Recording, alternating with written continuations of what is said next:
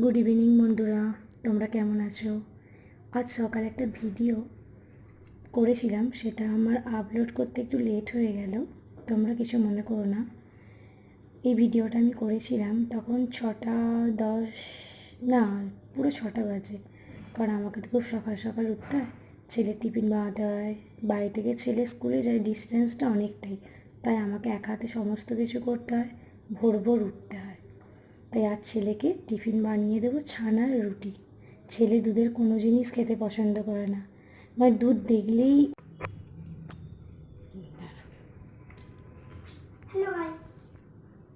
না তো বলতে হয় না।